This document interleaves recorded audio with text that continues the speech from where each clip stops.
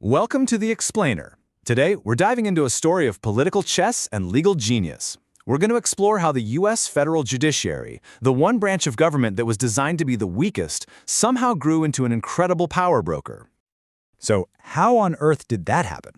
I mean, the founders literally called the judiciary the least dangerous branch. It has no army, it has no power of the purse. But it turns out one single constitutional crisis, born from a really nasty presidential election, changed the entire game. We're going to trace that whole evolution, starting right from the beginning with the original blueprint. You know, if you actually go and read the U.S. Constitution, Article 3, the part that sets up the courts, it's shockingly short. It basically just says, hey, there's going to be a Supreme Court, and then it punts the rest to Congress, telling them, you guys figure out the details.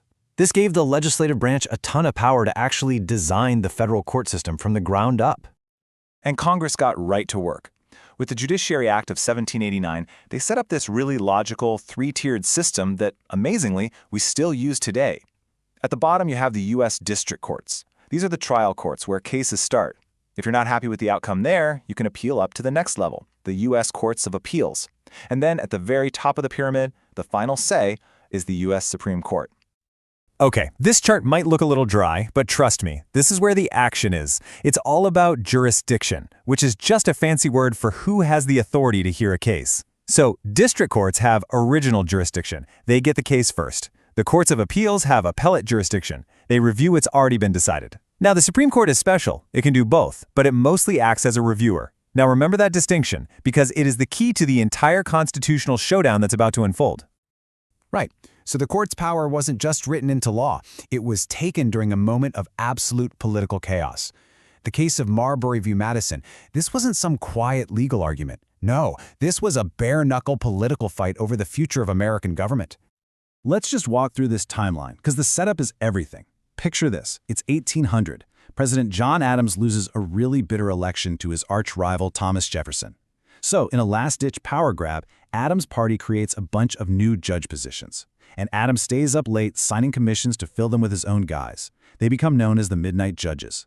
But when Jefferson takes over, he tells his Secretary of State, James Madison, nope, don't deliver those papers. And that's when one of these guys, William Marbury, sues, taking his case directly to the Supreme Court. So this whole mess lands right in the lap of the new Chief Justice John Marshall, and he is in an absolutely impossible spot. If he orders President Jefferson to deliver the papers, Jefferson will probably just laugh and ignore him, making the court look totally powerless. But if he does nothing, he looks weak, like he's just caving to the new president. It's a classic lose-lose situation.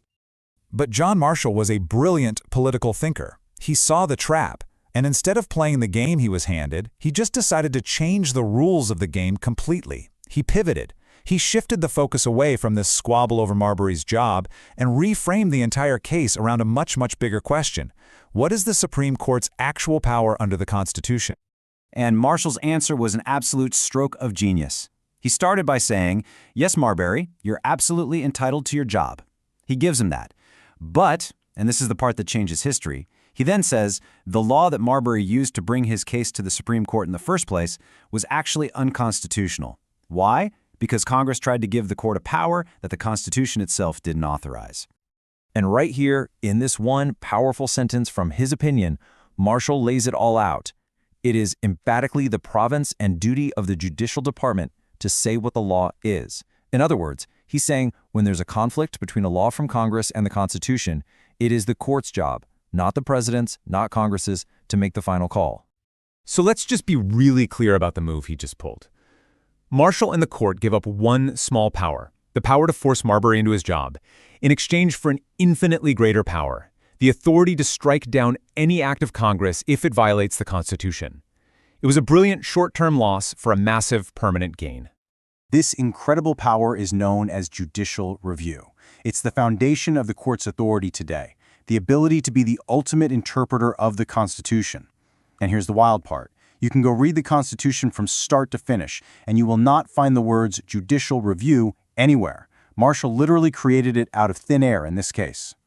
And you really can't overstate the impact of this. Judicial review transformed the judiciary from being the so-called weakest branch into a truly co-equal branch of government. It cemented the Constitution as the absolute supreme law. It put a powerful check on Congress and the president, and it crowned the Supreme Court as the final referee on what that law actually means. But Marshall's masterstroke also opened up a kind of Pandora's box. See, ever since he established this awesome power of judicial review, a huge debate has been raging in America. Just because the courts have this power, how exactly are they supposed to use it? And this debate usually falls into two big categories. On one side, you have judicial activism. This is the idea that the Constitution is a living, breathing document, and judges need to apply its principles to our modern world. On the other side, you have judicial restraint.